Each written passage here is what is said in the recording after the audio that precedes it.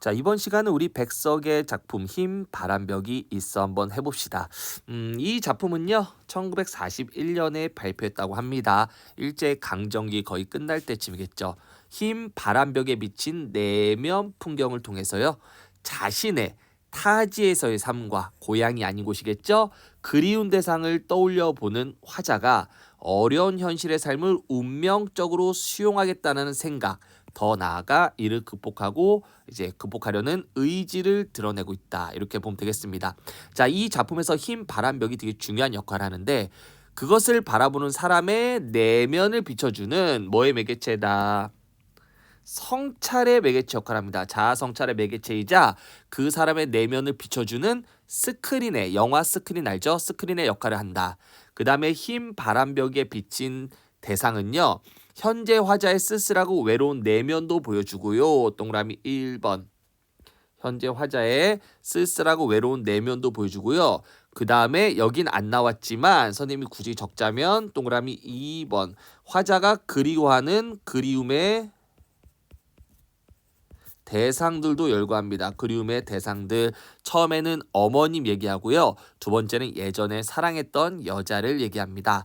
그 다음에 세 번째 사색과 성찰 통해 자신의 삶의 의미를 되돌아보게 하고요. 요게 세 번째고요. 그 다음 네 번째 앞으로 삶의 자세까지 드러낸다. 이렇게 네 번째 이렇게 내용이 전개가 됩니다.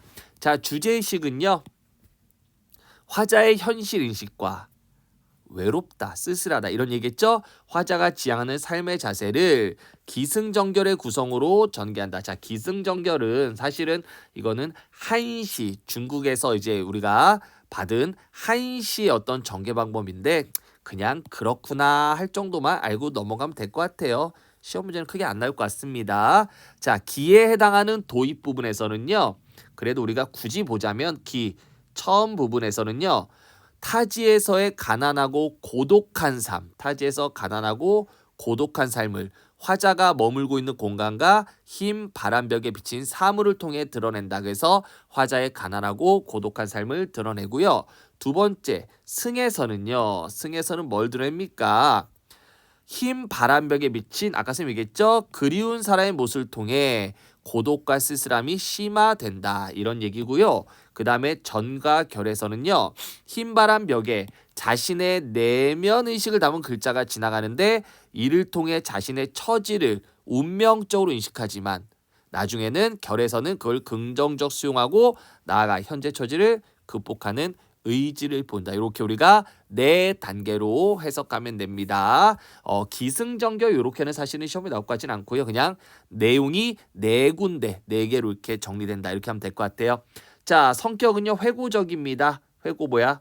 과거를 회상하며 썼다는 얘기고요. 마지막에 의지를 드러내기 때문에 의지적이다. 자, 주제입니다. 고단한 삶 속에서도 고결함을 잃지 않으려는 삶의 자세고요.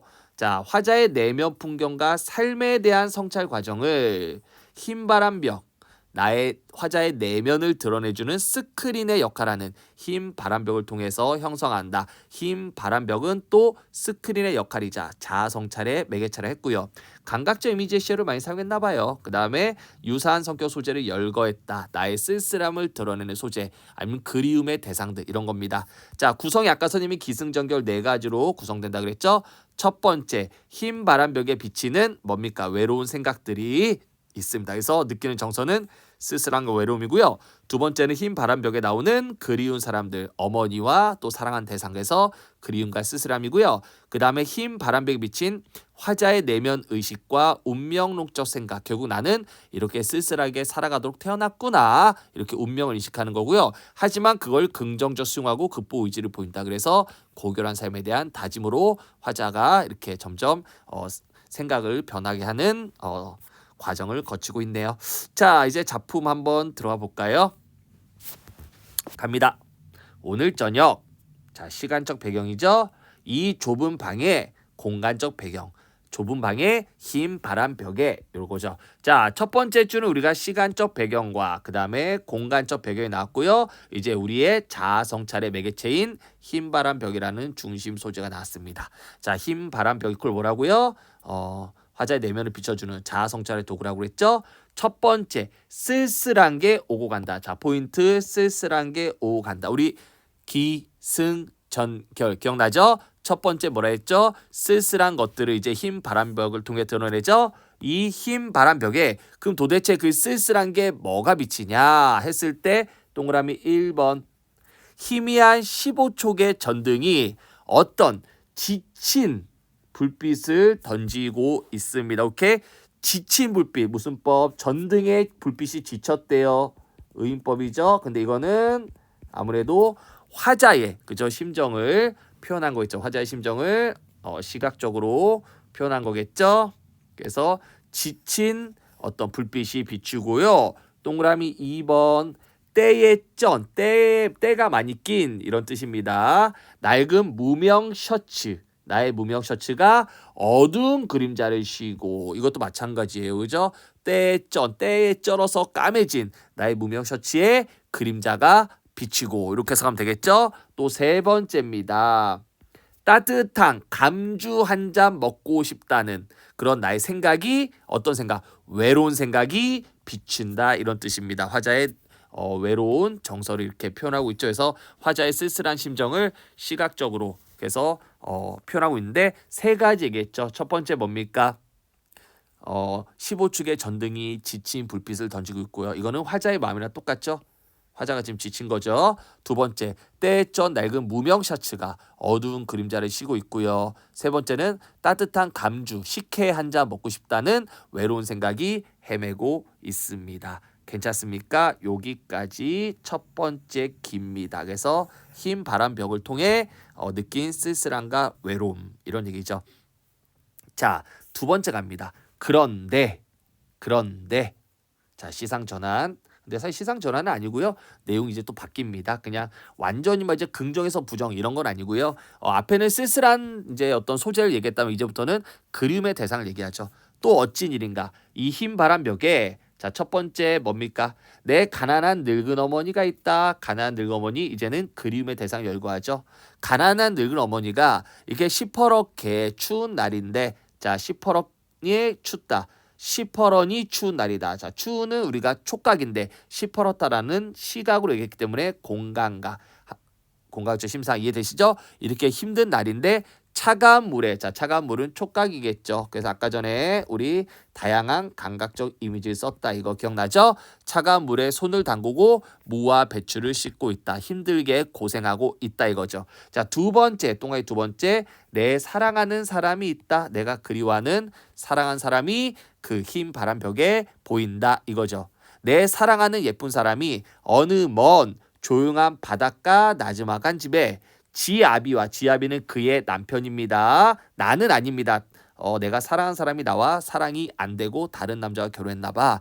그 남편과 마주 앉아 대구국 끓여놓고 저녁을 먹는다. 벌써 어린 자식도 생겨서 옆에 끼고 저녁을 먹는다. 그래서 흰 바람벽을 이제 뭐합니까? 보며 떠올린 그리운 사람들의 모습을 얘기하고 있습니다. 두 가지 이해되시죠? 첫 번째 흰 바람벽은 뭐죠? 나의 외로운 생각을 이제 떠올렸고요. 두 번째 흰 바람벽에는 내가 그리워하는 대상을 이렇게 떠올렸다. 이렇게 하면 되죠? 표현사의 특징 같은 것만 정리하면 될 것 같아요. 의인법 썼고요. 열거 썼죠?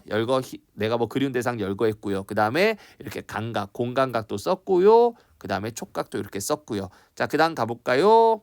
가기 전에 우리 여기 핵심 쏙쏙 잠깐 볼게요. 15촉의 전등 낡은 무녀사스 뭡니까? 가난한 화자의 처지를 드러내고요. 늙은 어머니 사랑한 사람은 화자의 쓸쓸한 처지를 심화하는 그런 그리운 대상 내 옆에 없는 대상을 떠올리고 있습니다. 자, 다음 갑니다. 또 그런데 얼마 전부터 어느 사이에 이 흰 바람 벽엔 내 쓸쓸한 얼굴을 쳐다보며 이제는 이런 글자가 지나갑니다. 자, 이런 글자 무슨 글자? 나의 내면, 나 자신에 대한 나의 어떤 생각이 이제 지나가는 거죠.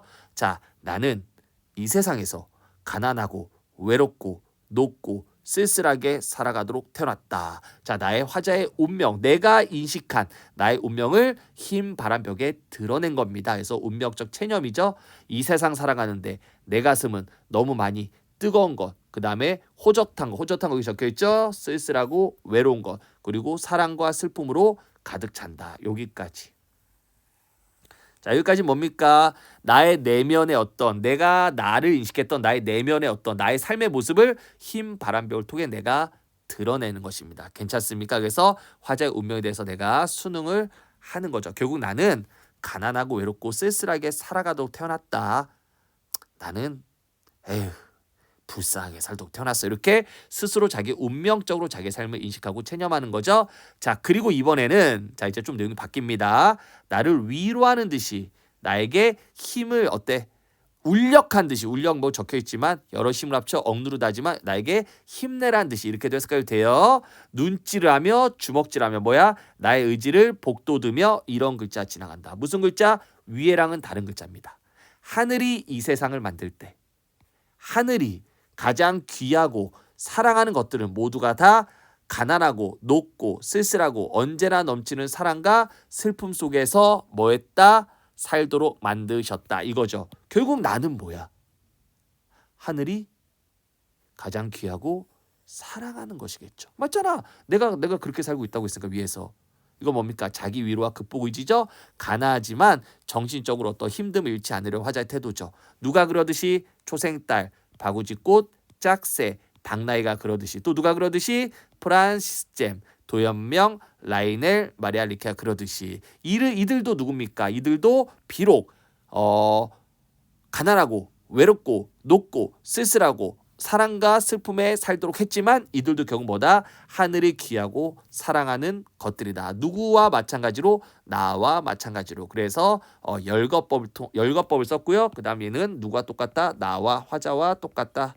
화자와 여기 적혀 있네. 화자와 동일시하려는 그치 대상들을 열거했습니다. 그래서 마지막 뭡니까? 자기 운명에 대한 긍정적 수용과 자신의 처지에 대한 극복 의지입니다. 이렇게 정리하면 되고요. 여기 보면 이제 시구를 이렇게 다 설명을 했어요. 잡서에서 너무 잘 설명했거든요. 일단 여기 1번 나는 이 세상에 뭐뭐하도록 태어났다. 요 대화 부분이죠. 요거 뭡니까? 흰바라벽에 지나가는 글자이지만 화자의 내면심을 보여주는 것으로 자신의 삶을 숙명, 운명으로 받아들이는 태도죠. 어떤 삶? 힘든 삶을 운명으로 받아들이고요. 하늘이 이 세상 만들 때 뭐뭐다. 자신이 하늘의 은총을 받은 존재이기 때문에 하늘이 주 운명을 긍정적으로 수용하겠다 생각하고 있고요. 자신에 대한 자긍심으로 현재의 처지를 극복하겠다. 그 다음에 프란시스 잼 랄랄라 외롭고 고결하게 살았던 시인들로 화자는 이들 같은 삶을 살겠다는 의지를 드러내고 있다 해서 화자와 같은 존재들이다 이거고요. 흰바람벽의 기능 뭡니까? 영상은 뭡니까? 영상 쓸쓸한 영상과 외롭고 그 다음에 어때? 내가 그리워하는 대상 드러냈죠. 그래서 외롭고 쓸쓸한 처지 드러냈고 글자는 뭡니까? 마지막 글자는 화자의 운명을 이식하지만 그걸 다시 극복하겠다는 의지도 드러낸다 해서 결국 화자의 내면을 비추는 매개체입니다. 결국 우리가 빔 프로젝트 알지 여러분들? 빔 프로젝트를 통해서 벽에다가 화자의 자기 자신의 어떤 삶에 대해서 화자 스스로 그 벽에다 이렇게 비추는 거죠. 그래서 자기가 그냥 혼자 생각한 게 아니라 벽을 통해서 자기 막 머릿속에 떠올린 걸로 벽에다 막 이렇게 비추고 있는 겁니다. 그럼 여기서 말하는 화자 자체가 빔 프로젝트가 되고요. 그 벽이 바로 뭡니까? 스크린이 되겠죠. 그래서 빔 프로젝트에 처음에 떠오른 게 뭐죠? 자기 어떤 쓸쓸함, 가난한 삶을 떠올렸고요. 두 번째 뭡니까? 그리운 대상 떠올렸고 세 번째는 내 인생 너무 힘들게 살도록 태어났구나. 그래서 체념적인 인식을 하게 되고 마지막은요. 하지만 나는 하늘이 사랑하고 귀하는 대상이다 해서 결국 그걸 극복하는 모습을 보이고 있다. 이렇게 네 가지로 정리하면 될 것 같습니다. 자, 화자의 내면 인식이 결국은 변화가 되죠. 그죠? 첫 번째 비친 대상은 뭡니까? 15초계의 어떤 전등에 지친 불빛. 두 번째는 때점 무명 샷스의 어두운 그림자. 세 번째는 외로운 생각. 그래서 쓸쓸함과 그다음 뭐가 되죠, 여러분들? 외로움이 되겠죠. 그다음에 두 번째 여기 외로움 적자. 그다음 두 번째 자, 내 가난한 어머니와 어여쁜 사랑. 이거 뭡니까? 부재하는 존재에 대한 그리움이 되겠죠. 자, 첫 번째 글자로 뭡니까? 나는 이 세상에 뭐뭐하도록 태어났다. 이거 뭡니까? 자신의 이렇게 가난한 삶을 운명으로 받아들이는 체념적 태도. 하지만 하늘이 결국 이런 나는 뭐다? 하늘이 사랑하는 존재, 귀한 존재다. 이런 운명을 긍정적 수용하고 자긍심 가지면서 고단한 삶 속에서도 뭡니까? 고결함을 잃지 않으려는 다짐. 고결함도 되고요. 아니면은 의지를 잃지 않으려는 다짐 이것도 됩니다. 흰 바람 벽은 뭡니까? 결국은 가난하고 늙은 어머니, 사랑하는 사람 글자를 통해서 드러나는 삶에 대한 인식. 자, 흰바람 벽은 처음에 뭡니까? 쓸쓸하고 외로운 처지를 환기하는 공간도 되고요. 그 다음에 부재한 대상의 그리움을 환기하는 매개체 되고요. 화자 내면을 비추고 그 다음에 뭡니까? 성찰, 아까 자아성찰의 매개체라 했죠? 성찰하는 매개체가 되고요. 사색과 성찰을 통해서 삶의 의미를 되돌아보는 계기가 됩니다. 자, 나열된 소재입니다. 초생딸, 바구지꽃, 짝새, 당나귀, 여리고 순수한 자연물이죠. 고결한 이미지 떠오르고요. 그 다음에 시인들 뭡니까? 외롭게 살았지만 그런 상황 속에서도 자신의 시를 쓴 사람. 결국 외롭고 쓸쓸하지만 고결한 삶을 살겠다는 의지를 갖고 있는 화자와 유사한 속성을 지닌 존재입니다. 그래서 화자가 자신과 동일시하는 존재가 되겠죠. 자, 이렇게 하면 되고요. 뒤에 가볼까요? 자, 흰바람에 미친 다음 대상에 대한 화자의 정서입니다. 아까 또 했던 것도 반복하죠. 전등에 지친 불빛, 그 다음에 무명사시 어두운 그림자. 뭡니까? 자, 이건 뭡니까? 화자의 어떤 외롭고 쓸쓸한 그런 심정이 되고요. 가난한 늙은 어머니, 그 다음에 사랑한 사람은 화자가 어때? 그리워하는 대상이 됩니다. 그 다음에 이제 글자들이죠. 위에는 영상들이었어요.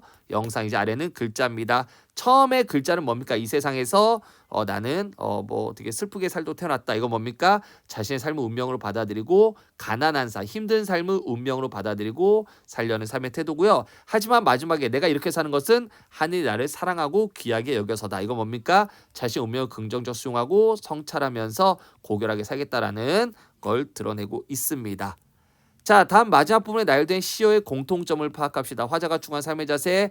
자, 이 위에 애들은 뭡니까? 어떤 열이지만 아까 얘기했죠. 순수하고 고결한 존재. 아래 애들은 뭡니까? 힘들고 가난하게 살았지만 끝까지 자신의 시를 열심히 쓴 사람이죠. 그래서 공통점 뭡니까? 앞에 초생딸, 바구지꽃, 짝새, 당나귀는 여리고 순한 속성을 지닌 사물, 고결한 이미지의 사물이고요. 이 시인들은 외롭고 쓸쓸하게 삶을 어때? 쓸쓸하게 삶을 살았지만 그런 상황 속에서도 자신의 시를 쓰면서 고결한 삶을 살았던 인물입니다.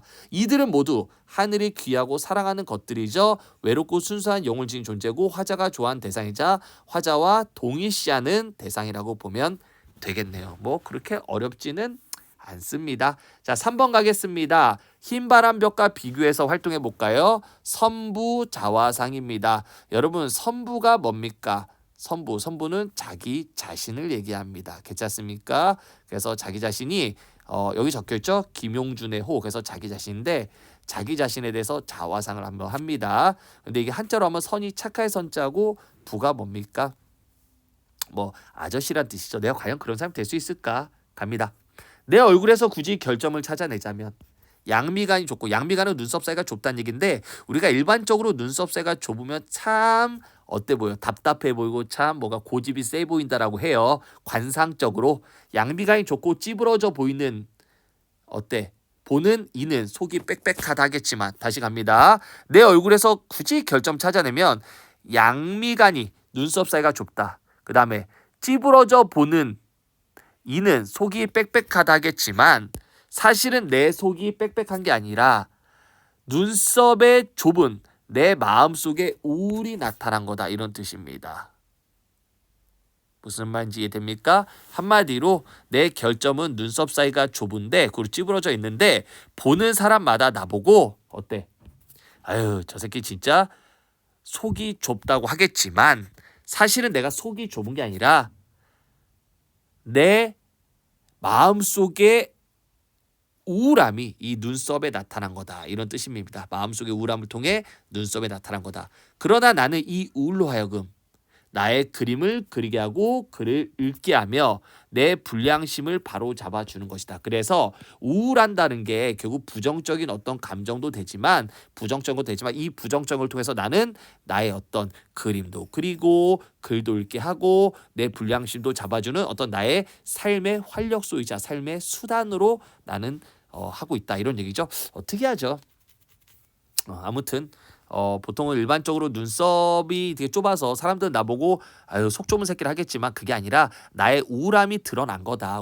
내 내면 속의 우울함이 눈썹을 통해 드러난 거다. 근데 우울함은 솔직히 안 좋지만 나에게는 그 우울함을 통해 그림도 그릴 수 있고 글도 읽게 할 수 있고 불량심도 바로잡아주는 우울함이다, 이런 얘기입니다. 그래서 우울함을 어떻게 보면 긍정적으로 승화시키고 있죠. 나는 어느 자석에서 어느 모임에서 희한하게 호를 하나 얻었다. 누가 나한테 호를 줬대요. 바로 선불한 호. 야, 평생의 소원이 어찌하였으면 평생의 소원이 내가 착하게 살아볼까 하는 것이었는데 그러면서 늘 나는 양심에 꺼리는 일을 가끔 저지르고 또 후회도 했는데 하다못해 이름 하나만이라도 선자를 넣어볼까 하던 차에 벼랑간 선부라는 호를 얻었다 이런 거죠. 그러나 막상 선부라고 부르고 보니 내가 과연 저 착할 선자를 놓을 만한 사람이 되는가 싶어서 마음이 좀 움츠러진다 이런 얘기입니다. 그래서 이건 두 가지로 나눌 수 있겠죠. 요 부분. 그래서 첫 번째 뭡니까?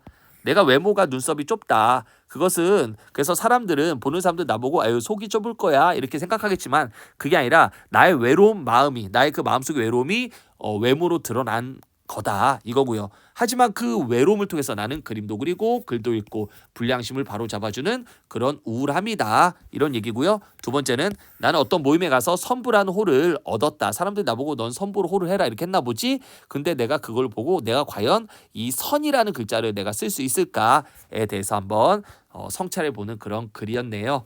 자, 이 글과 이제 어때요? 이 글에 나타나는 글쓴이의 자성찰 태도를 흰바람 벽과 비교합시다. 선부자상의 글쓰이는 자신을 돌아보며 선부로 부를 만한지에 대해서 성찰하고 있습니다. 흰바람 벽의 화자는요. 자신의 외롭고 쓰사한 삶을 숙명으로 받아들이고 앞으로 고결함을 잃지 않겠다는 의지를 드러내고 있네요. 요 두 개의 차이점 특징 정도만 정리하면 될 것 같습니다. 자, 여기까지 흰바람 벽이 있어였습니다. 수고 많으셨습니다.